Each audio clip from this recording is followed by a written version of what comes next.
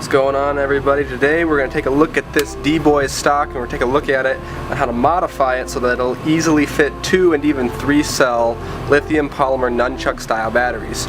One of the first steps that you're going to need to do is you're going to need to take these screws out here on these grommets, and so that you can remove these little wings, and then take one and cut a slot out of it. I've cut little slots here and here with a Dremel, so that I know where to place my blade, and it's a little easier to start the cut.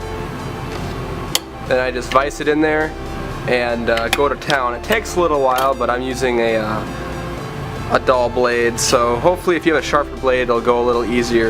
You could Dremel this whole thing across as well, but I preferred for one solid giant cut instead of a more jagged one.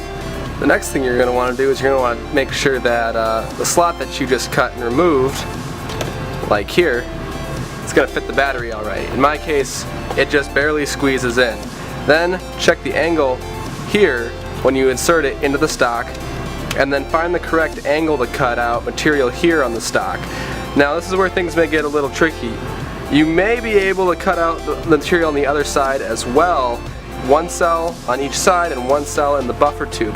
However, this does compromise structural integrity in this rear section of the stock. It'll still probably hold together fine since the part that holds it onto the buffer tube is here, but I'd prefer this to be a little bit more sturdy.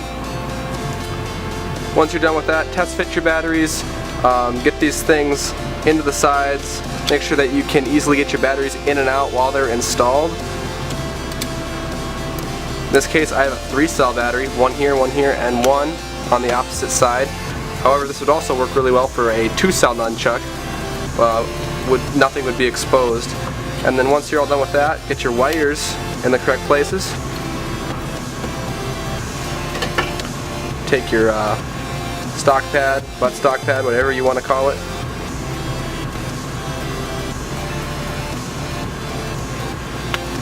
Stick it on there, and voila! This Vltor style stock made by D-Boys isn't very expensive. It's not too hard to modify so that it can fit 2 and 3 cell nunchuck style lithium batteries.